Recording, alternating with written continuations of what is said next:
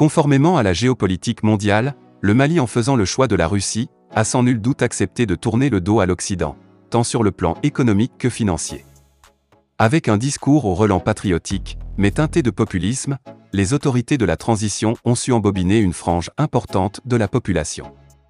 Elles ont fait croire à tort ou à raison que tous les malheurs du pays sont du fait de la mauvaise politique de l'Occident, avec la France en tête.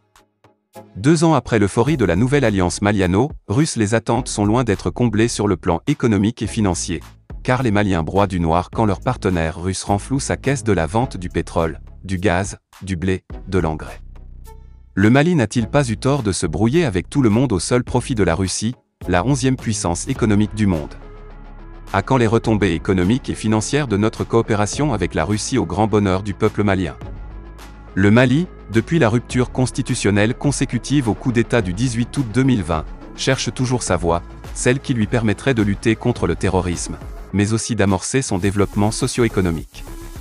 C'est pourquoi les nouvelles autorités du pays de Soundiata Keita ont fait le choix de la Russie, après avoir fait le bilan de la collaboration du Mali avec les partenaires occidentaux, qui pendant 9 ans ne semblent pas arriver à bout du terrorisme.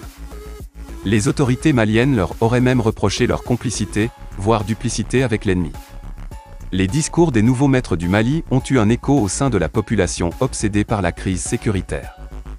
Elle a fait sien le choix opéré par les autorités pourvu qu'ils permettent d'endiguer le fléau du terrorisme et surtout créer les conditions pour que les populations puissent vaguer librement à leurs occupations et de mener leurs activités génératrices de revenus. 2 ans après l'avènement de la junte militaire au pouvoir, les fruits ont-ils respecté la promesse des fleurs? Si sur le plan militaire, en termes d'acquisition des matériels de guerre, et même de montée en puissance des FAMA, des avancées notoires semblent être faites, mais sur le plan économique et financier, le peuple souffre énormément et ses aspirations sont en train de se transformer en grande illusion. Le Mali n'a-t-il pas eu tort de se brouiller avec l'Occident au seul profit de la Russie, la 11e puissance économique du monde? Si sur le plan militaire, il y a une certaine satisfaction, car la capacité opérationnelle des FAMA a été renforcée, ce qui a permis aux forces de défense et de sécurité de faire des prouesses sur le terrain. Hormis cet aspect, les autres domaines n'ont pas connu d'amélioration. L'économie du pays est en véritable hibernation, les finances sont en hypothermie avancée, car tous les ressorts sont sur le point de se casser ou de tomber. Au même moment, notre partenaire russe fait beaucoup de profits malgré la guerre contre l'Ukraine.